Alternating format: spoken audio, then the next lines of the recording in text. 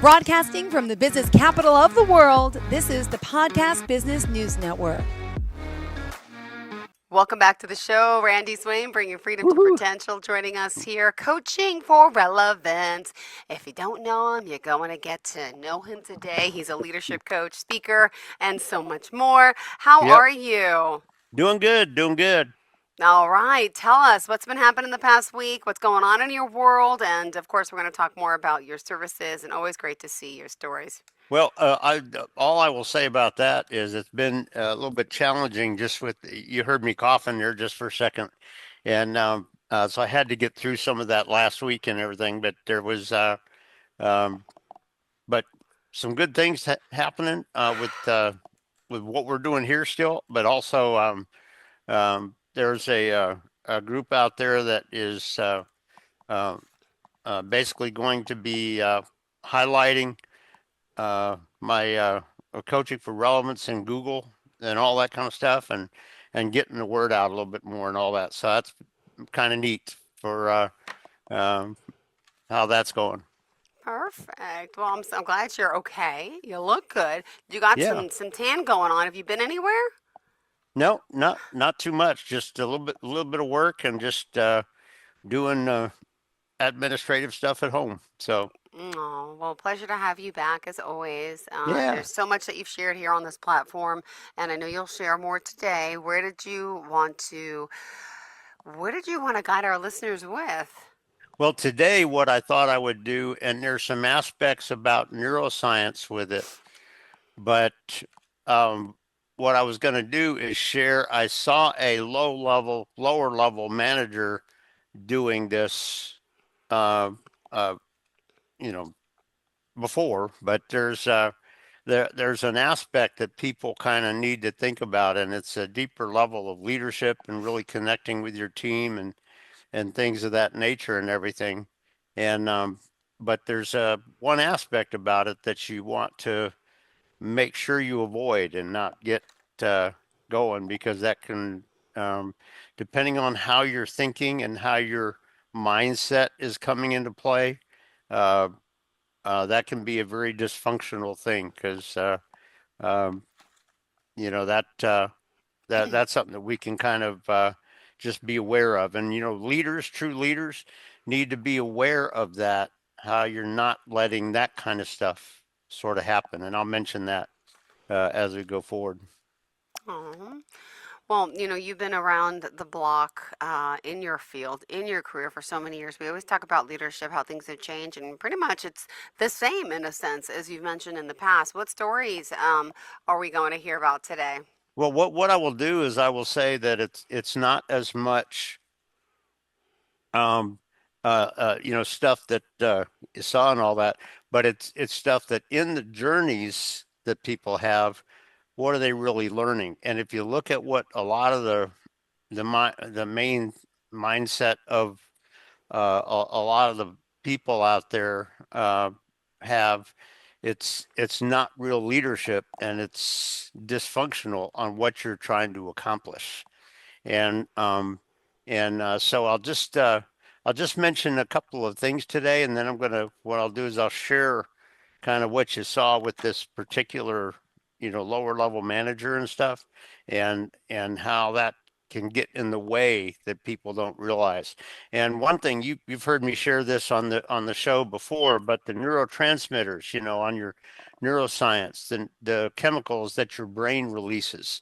And what happens is, if if you're letting that just drive everything and control everything, it can be a problem. It doesn't mean that you don't have to be aware of them and aware of what they're kind of revealing, but you have to be aware of how they're getting in the way or whatever. You remember norepinephrine I mentioned is the chemical that gets people fired up to fight back and all this kind of stuff, or to just run away or whatever, that kind of stuff and all that.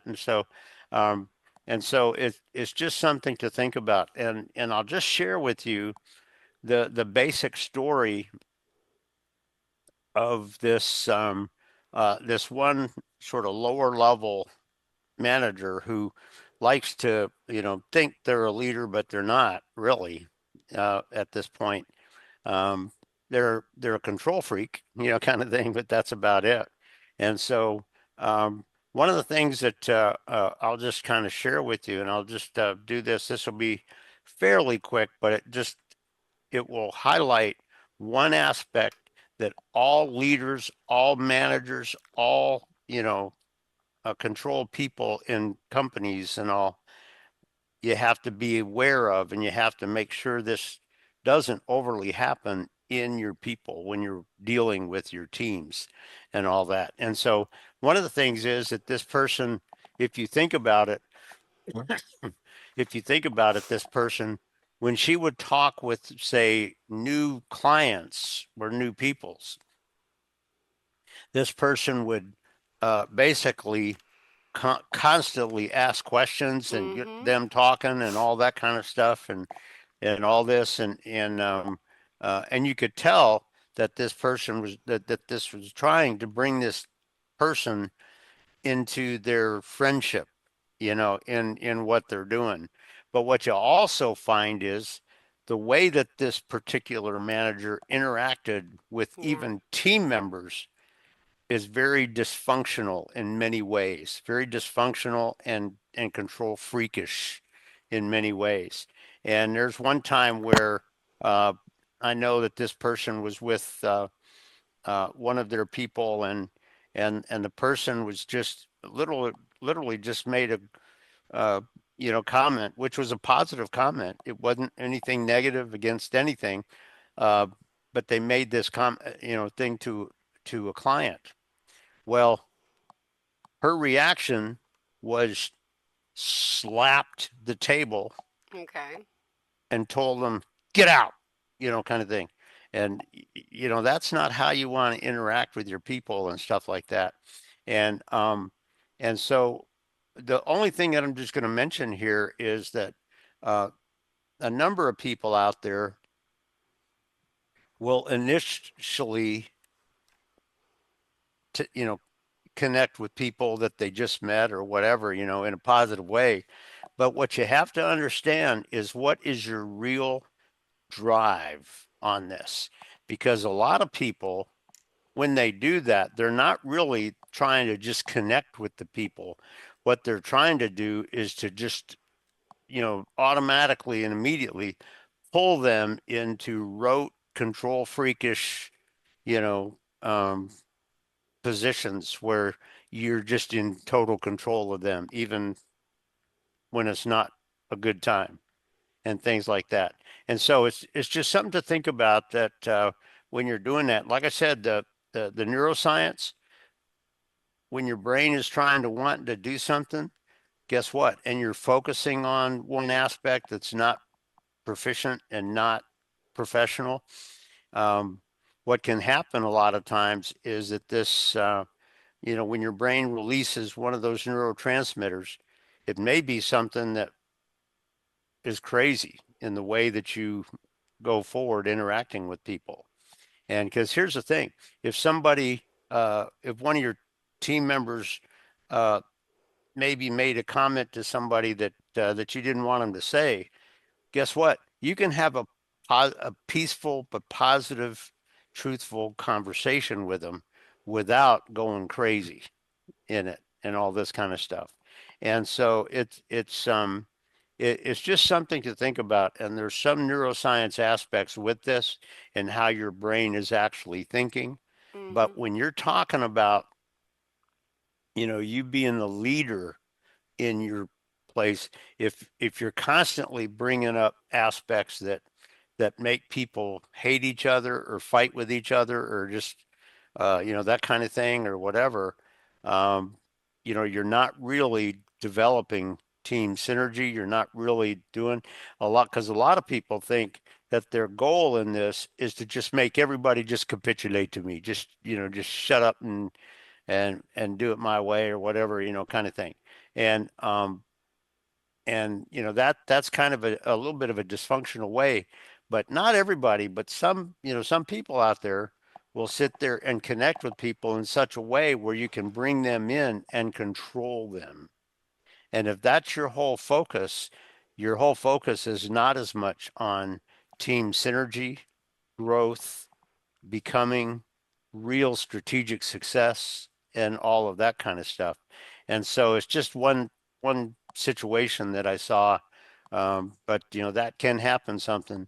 But the only reason that I'm sort of bringing it out here like this is this aspect that when you're talking about per, connecting with your people, or connecting with them in such a place where they have good positive conversations, one of the things you have to be aware of in your mind is if your whole goal in this is to just pull them under your under your authority and under your control, if that's your only focus in it. Now, do they have to do that for the company? Yeah, but if you're doing that in such a way that makes them not want to be with you, that's not a good thing. And so when you're talking about that kind of stuff, what you're really doing is being a control freak, dictatorial manager, not a leader. A leader connects with their people in such a way where they can work together, and they can actually connect with them in such a way where they really achieve, and they grow and grow together and achieve in what they're doing. And it's just a subtle thing, but it's one thing that sometimes we have to be aware of, that and when you're the leader, or the manager, what you have to realize is that as you're dealing with your people, or as I mentioned, if you're dealing with the brand new people that are coming into your organization or into this particular team kind of thing, you know, how are you really creating that in such a way that they are going to become a synergistic part of what you're doing, somebody who believes in what you're doing, and somebody who, when they see certain Yeah, things that maybe nobody else did, that may they be. can they can feel courageous enough to just mention it and bring it out, so that people can go, oh, you know what, that's a good point. Yeah, let's look at how we need to adjust to that, or whatever. And they can come up with that strategic adaptation, kind of thing. And so it's just something to think about, that, and again, by the way, with the particular group that I was um, watching, when I saw this in this person, the I know the organizations that I'm comfortable with do not typically do that. Yeah. And so, if you think about it, you're this aspect of, what are you doing? And when you're reaching out to somebody that you just met, and you're trying to connect, positively and everything, that can be good. But what is your real goal in going forward? If your real goal is to work together with them as a team, and perhaps help them grow or whatever, that can be a good thing. But if you're, there are some few managers out there that, when they are thinking about this, what they're really doing is just trying to make you dependent on me, so that I can just dictate to you and Yeah. control and just all of that. And, it's a very subtle thing, and it's not always clear in a particular manager or leader or whatever. But the bottom line is, which one of those is most part of what you are thinking and what you're doing and what your purpose is? And if it's the negative part of it, you want to change that for sure, to be a real leader. And you want to be able to work in such a way that people are really growing, and they don't want to go anywhere else. They want to be a part of what you're doing. And that's just a key part of this. Again, just a little bit of a subtle thing, but it has a deeper insight, deeper, insight, and a deeper picture of the aspect of true leadership and what you're doing and what you need to be doing for your team. So as you go forward, guess what? You're achieving radical results that you didn't even expect. Why?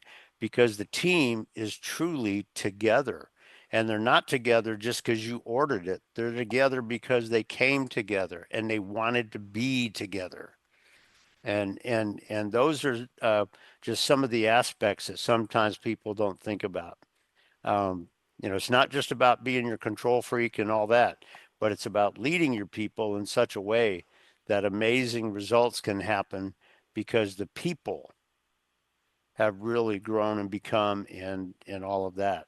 So that's just what I was going to throw out. I just saw that a while back and I just wanted to mention that because it's an aspect of leadership that sometimes people don't think. It's not just about dictating and controlling, but the other part of it too is the neuroscience aspect of it with the neurotransmitters and all.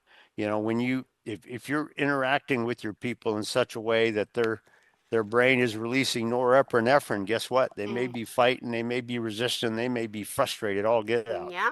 You know what? If you're doing it in such a way where they really feel like they're part of you, uh, you know, there's an aspect of oxytocin and stuff like that. They, you know, it's the thing where they don't just feel like they're part of you, but they want to be a part of you. And so it's just one aspect, and it's a fairly simple aspect, but it's when you're talking about leading your team, particularly in that first time, if you're spending some time trying to connect with them and perhaps make some humor happen and get some fun laughter a little bit, all that can be good. All that can be good.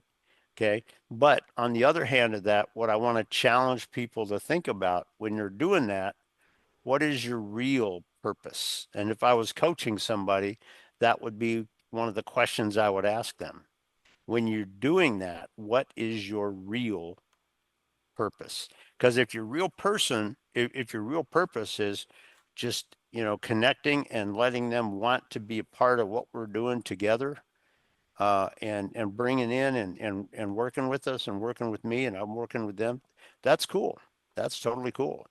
But if you're just trying to make it so that they want to come in and you can sort of control them going forward, that may not be exactly what you want in terms of what you're really trying to accomplish.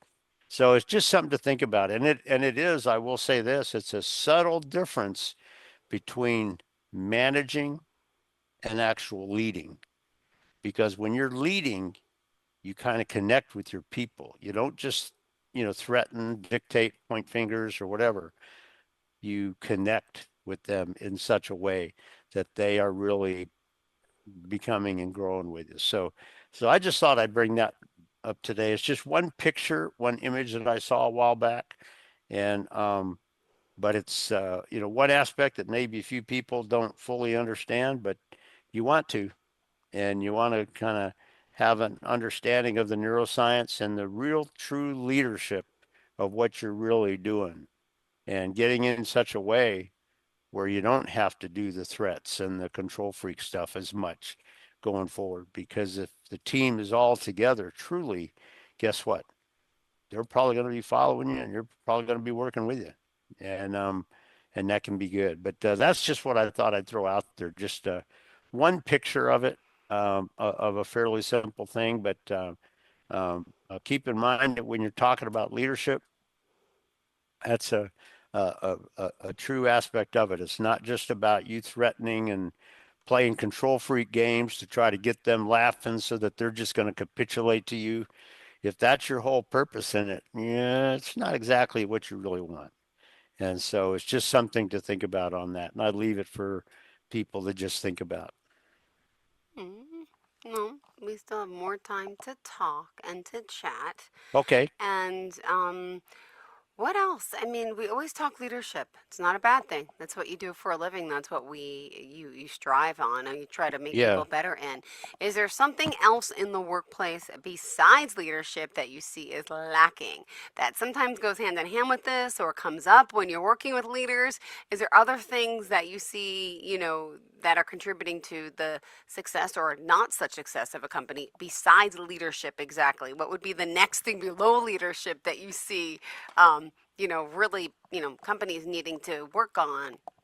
And what I would say with that, and this is actually a little bit of leadership, but when you're leading your team and you're controlling and you're kind of working with the team that Mm-hmm. is reporting to you and working for you, you know what? I would simply say, how are you going about doing that? Because here's the thing, if all you're doing is telling them what to do and walking away for dinner or whatever, you know what? You're probably not getting the job done. But the bottom line is if you get to a point, one of the things that I will say is this, if you get to the point where you are modeling the real asking the right questions instead of just dictating and controlling and all that, if you are modeling the aspect of just asking the right questions, and you hear them responding, that can be huge. And you know what? When you're watching your team sometime and you're sitting there looking at them like this, and maybe they're all in the room or whatever, and all of a sudden one of them goes, "Hey, you know what? I'm wondering this. Let's think about this." And they come up with a real question and picture, and everybody else starts contributing and going, "Oh, you know what? Good point. I didn't think about that. What about this? What about that?" And they start discussing it with them as a team, and they come to a point where they may come up with a decent solution on whatever it is. And and as a manager, guess what? If all you're doing is trying to jump in and do this, you're not growing your team and you're not helping them really become. And so but a lot of times, you know what, when you're there was one time a long time ago when I was the leader and the site manager for strategic air defense training contractor years ago. And there was one time when the whole team was in the room. There was one time when I asked one question. I didn't give an answer or whatever. And you know what? They really started asking each other some questions and really exploring a little bit as they go. And you know what I did at the front of the room? I just went like this.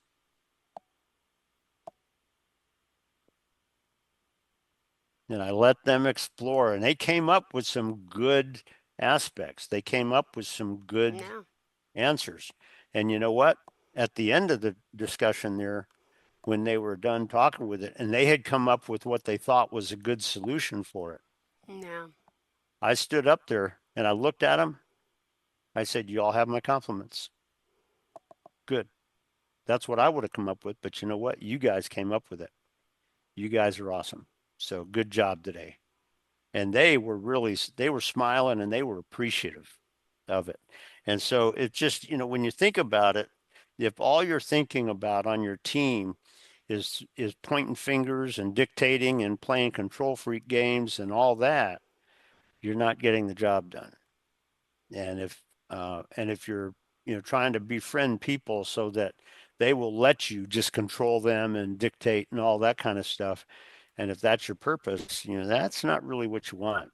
But the bottom line is, if you've got them in such a way where you've developed them to the point where they are really coming up with some of those good solutions that they didn't even think about until you brought a couple of things up, um, amazing things can happen.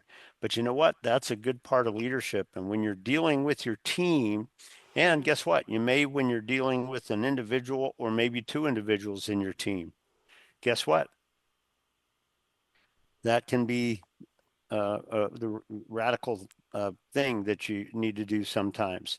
And in some cases, if they've made a mistake, instead of just threatening them and dictating to them and all this kind of stuff, have the conversation with them on what did Yeah. they need to do differently and all that. So if you think about it, that's a part of this that just a lot of people sometimes don't realize. But you know, uh, again, a central part of this today was simply when you're connecting with somebody maybe new or whatever, and you're trying to make them smile and all that, what's your real purpose? If your real purpose is to get them to just completely capitulate to you and shut their brain off and just do what you say, you're not getting the job done, and you're not being a leader, and you're not really developing your team. But you know what? If you do it in such a way where they experience the real friendship and the mutual trust as they're going forward and growing and developing and becoming, amazing things can happen. And so that's just a key aspect of it, but it's just some aspects of it that sometimes people don't think about if they're thinking just rote academic stuff. Got it. Well, thank you so much, Randy. How do we reach out to you? Well, as you know, if somebody goes to my website, they can they go to the homepage, and if you scroll down to the very bottom of the homepage, there's a thing on there that has my email address, and there's also my cell phone number down there. And you know, I've said this before, but if there's somebody on there that you know, if they're not looking for a sales pitch, they're just looking to chat, that's fine with me. You know, kind of if they want to. Now, if they have a need, yeah, we'll come up with something. But they can go down on my website, coachingforrelevance.com, and go to the bottom of the page, and there's like I said, my email and a cell phone number down there at the bottom. And if somebody calls and leaves a voicemail, I'll call them back and you know, just have a chat. And so Beautiful. it's you know, just a key part of it.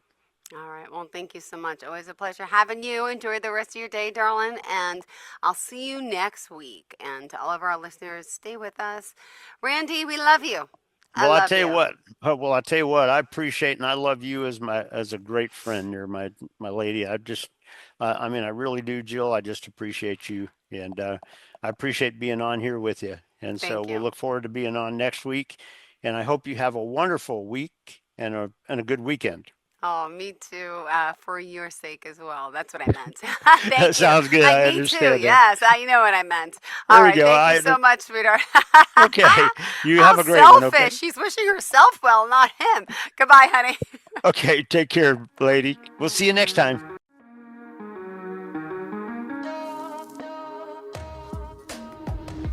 Broadcasting from the business capital of the world, this is the Podcast Business News Network.